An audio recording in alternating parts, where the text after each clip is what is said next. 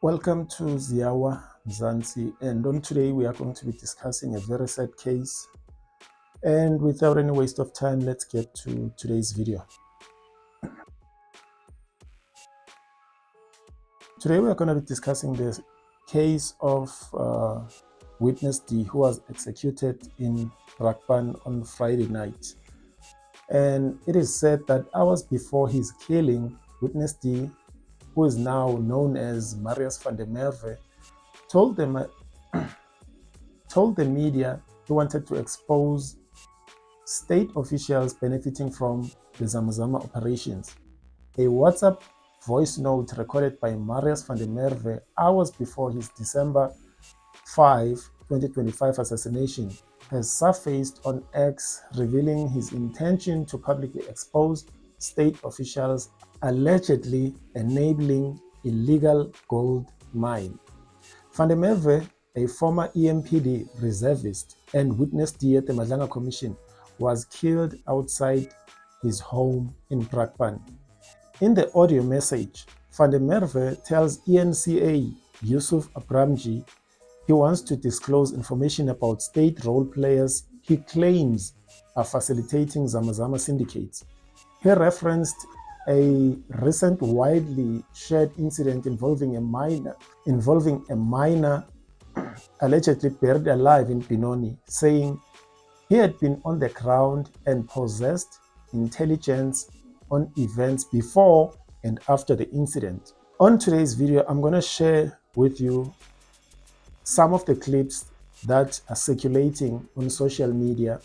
There is a transcript here, but I'm not going to read it. I just want you to listen to what was happening, to what he said on the clip that is provided. I'm just going to play this clip right now of Van der Merwe when he was at the Madlanga first, and then lastly I'll play the clip of the voice note that is circulating on social media. Just take a listen. We proceeded to the suspect's location in Crocodile Road, Sally's Village in Brakpan. 300 Pretorians then pushed the man into the second bedroom and closed the door behind them. I noticed 300 Pretorians, the suspect with a plastic bag with the two SAFS Brakpan members assisting him from the right-hand side of the double bed. And that person gets suffocated to the point that he talks or cannot breathe, no longer breathe. I asked whether a suspect talked, and Deandre responded that he will never ever talk again. Chief Soup, Julius Mkwanazi, JD Mkwanazi arrived at the scene, and we were informed that this is the chief. JD Mkwanazi said that we needed to throw the suspect's body into a mine shaft or dump it into a dam. As he said this, he looked at me. I felt like I was being forced. At this stage, I felt that I was being outnumbered. Deandre and Hanekom loaded the body onto my Ford Ranger. So literally just got the deceased by his feet, and I had to lift him over my shoulder, and that I was approximately 2 meters away from the dam, where I placed his feet into the water. That was the clip by the late Witness D, who is known as Marius van der Merwe. Now I'm going to play you the second clip of the voice note he sent the ENCA Abramji on the day, like hours before his death. Here's that clip. Mr. Abramji, hope you're well and trust you're well, sir. It is Vlam, or Marius van der Merwe. Sir, I've seen your post on the Zama that was allegedly buried alive in Benoni. I'm the person that was there. Obviously there's things that transpired beforehand and afterwards, and I would like to talk to you about it. I would like to get my story out in public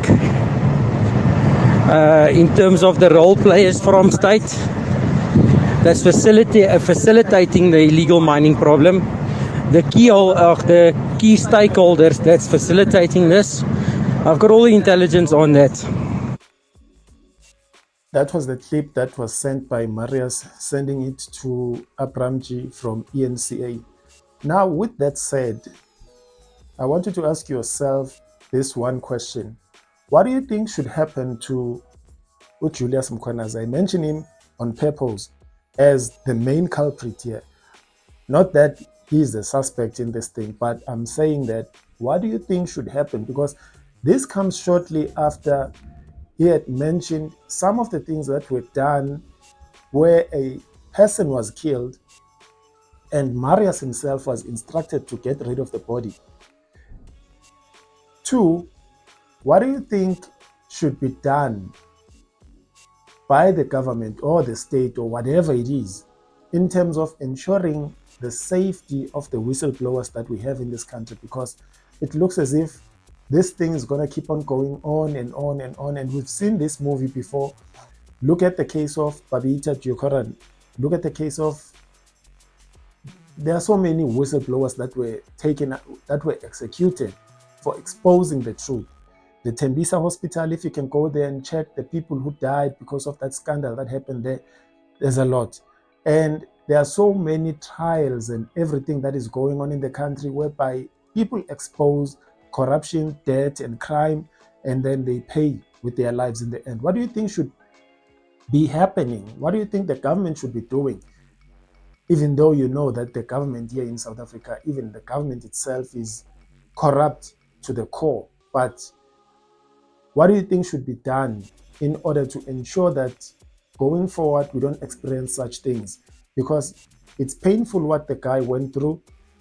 He was unalived in front of his wife and children, and he got out of the vehicle, but he never made it home.